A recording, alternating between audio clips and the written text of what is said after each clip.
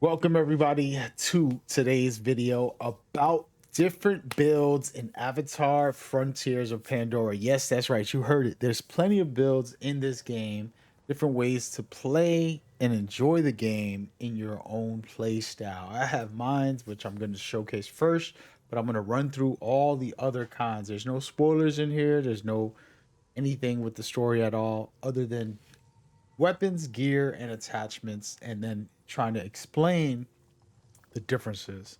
First and foremost, let's just make it clear. You have your gear. This is how you level up. I love this system. This is actually top tier stuff from Massive to make it so that I can play the game and get all my skills, which I have a lot of them, pretty much unlocking them all as we speak. And that's been fun, but that has nothing to do with leveling up. That's just me having abilities. My actual gear is right here. It's called combat strength, and it has to do with leveling these up. And we're not going to talk about that. I did make a video breaking that down. You can check that out.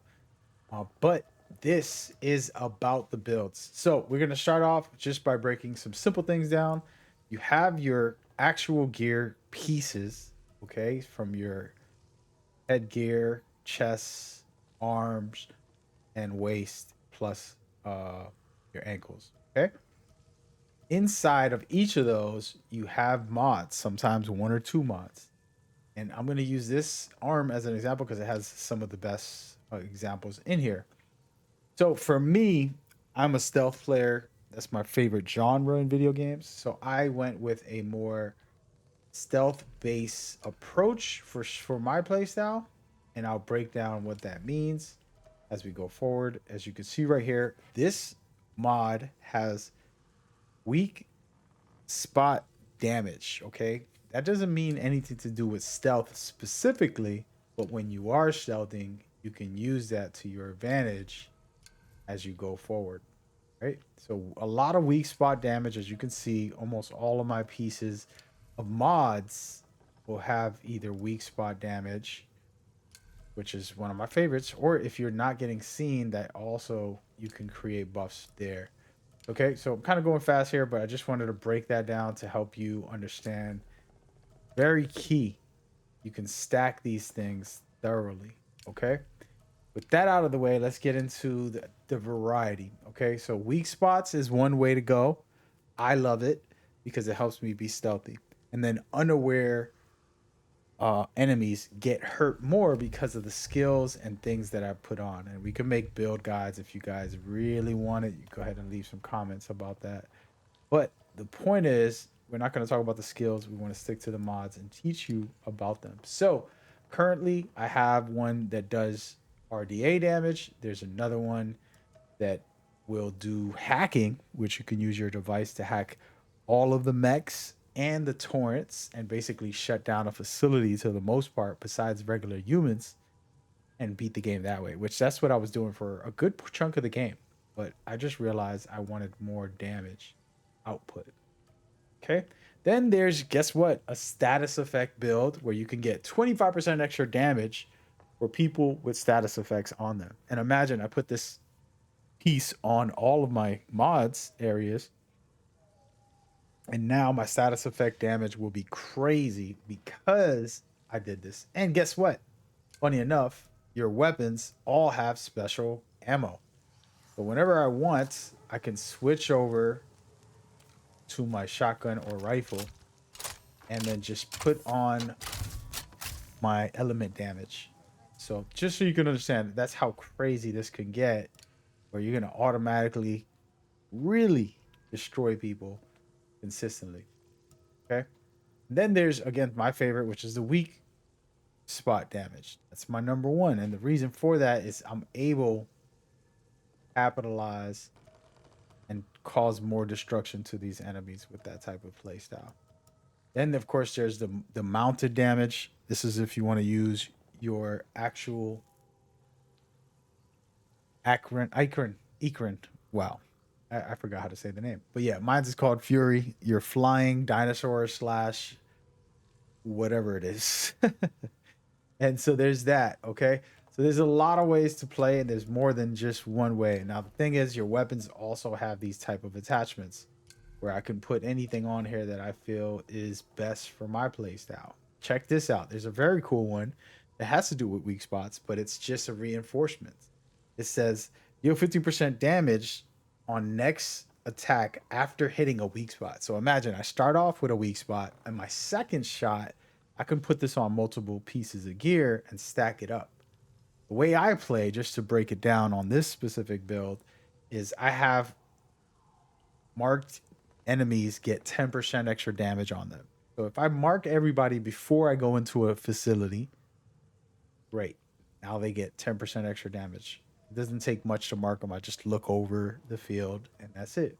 Then on top of that, I hit them in a weak spot, which is going to add extra damage. And this is for all of my pieces of gear. There's different things like that on there. And so that is the way I'm playing right now, and I'm going to end the game that way. I'm pretty much at close to the end. I'm making this tutorial just to break this type of system down. And to go a little deeper, and I don't want to make this too long of a video, in here the skill tree has certain things. For example, the hunter being able to weak shot somebody, I get 25% extra damage if they're unaware when I hit them. So you're starting off a fight, you hit them in a weak spot, they'll be dead. Nobody knows because you finished them off, and then you keep on going from there. And that's the type of thing that this specific play style really works with, right? And then you got right here 25% extra to your next hit after killing an unaware target. So you take one out, and then you get 10 seconds to take another one out, and you can really do damage. This also allows you to stealth kill enemies with armored weak spots. Okay? So even though they're armored, I can stealth kill them. Okay, so having the skills in that skill tree, there's other skill trees that have things that buff the play styles that we're talking about. And you're going to be able to create your specific play style. And the reason I'm bringing this up is because this game does have a lot of depth to it. Now, the question is, after you beat it, what can you do? Is there a new game plus? And all those conversations, that's not what this video is about. That's just, discussions for my Let's Play or whatever live streams if you want to come watch those. But the point is, you have a good variety of play styles. There's even the tanky play style where you want to consistently heal while you take enemies out, which I thought that was a very cool mechanic. And again, depends on your play style, what you feel you like best. Okay, and an example right here. Where is it? I can't find it. It's somewhere in here. Basically, every time I kill somebody, it would basically buff to allow me to heal 20% of my health each kill. Imagine you're taking one guy out, you heal up, you keep going, and it keeps happening. And these buffs go for your Ikron as well. So the Ikron will end up getting buffed as well. You can make them invincible. And there's going to be some missions, most likely I'm going to need that. And then that's how that goes. There's different weapons for different scenarios. As we know, the Navi weapons, which is the bow and arrows, the spear, and this is probably the most broken weapon in the game.